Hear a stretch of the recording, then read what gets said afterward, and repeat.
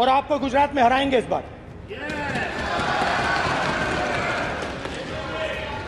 आप लिख के ले लो, लिख के ले लो, आपको ऑपोजिशन इंडिया गठबंधन गुजरात में हराने जा रहा है। લોકસભામાં 1 જુલાઈએ રાહુલ ગાંધીના હિન્દુત્વ અંગેના નિવેદનનો ગુજરાતમાં એબીવીપી અને બજરંગ દળે વિરોધ કર્યો હતો. બીજા જ દિવસે અમદાવાદમાં કોંગ્રેસ કાર્યાલયની તોડફોડ કરી હતી. આ તોડફોડના વિરોધમાં કોંગ્રેસ દેખાવો કરી રહી છે. આ મુદ્દો વધુ ઉગ્ર બને એવું લાગી રહ્યું છે, કારણ કે આ મામલે હવે રાહુલ ગાંધી પણ આવતીકાલે જ ગુજરાત આવી રહ્યા છે. એની વાત કરીએ આ વિડીયોમાં. નમસ્કાર, વાઇબ્સ ઓફ ઇન્ડિયામાં આપનું સ્વાગત છે. વાત છે ગુજરાતમાં રાહુલ ગાંધીના આગમનની. તો લોકસભામાં વિપક્ષના નેતા અને કોંગ્રેસના સાંસદ રાહુલ ગાંધી ગુજરાત મોરચે સક્રિય થઈ ગયા છે.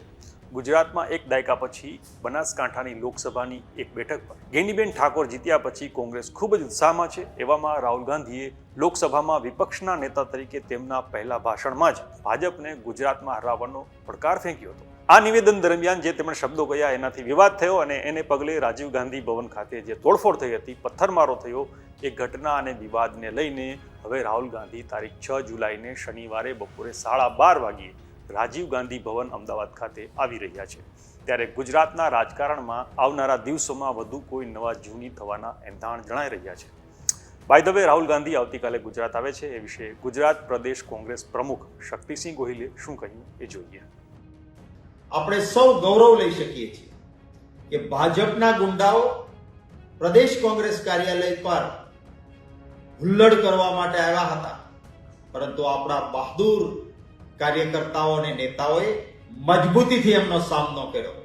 એ સૌ આપણા પક્ષના કાર્યકર્તાઓ અને નેતાઓને હૃદયપૂર્વક અભિનંદન પાઠવું છું. સાથોસાથ એ પણ કહીશ કે કોંગ્રેસ પક્ષે એક આક્રમક વલણ અપનાવ્યું અને આક્રમક વલણના કારણે ગઈકાલે મજબૂર થઈ પોલીસ અને આપણી બંને એફઆઈઆર પોલીસે નોંધવી પડી છે. રાહુલ ગાંધીજી વિરોધ પક્ષના નેતા બન્યા પછી પાર્લામેન્ટમાં એમણે જે પ્રવચન આપ્યું, એક હિન્દુત્વની સાચી વ્યાખ્યા કરી આપી. ભગવાન શિવના તમામ એ શિવ પુરાણમાં રહેલી બાબતોને પાર્લામેન્ટમાં રજૂ કરી. એટલું જ નહીં, ભગવાન શિવના દર્શન કરાવી દીધા. એટલે આ ભાજપવાળાના પેટમાં તેલ રેડાયું છે. સાવ ખોટી રીતે રાહુલ ગાંધીજીની વિડીયો ક્લિપને વચ્ચેથી તોડી મરોડીને હિન્દુ વિરોધની વાત કરી રહ્યા છે.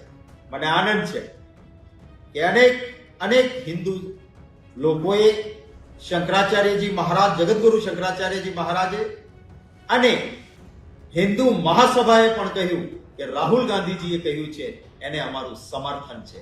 ત્યારે આવા જુઠ્ઠાણા પ્રવચનો ભાજપના જે આવતા હોય, તુક્કાઓ આવતા હોય, એને આપણે જ તોડવા પડશે. આપણા નેતા એક એવા નેતા છે કે જે લોક પ્રશ્નો માટે, જનતા માટે લડે છે અને સૌના દિલમાં છે. તો એને મળવા માટે જરૂર પધારજો એવી હૃદયપૂર્વક વિનંતી કરું છું.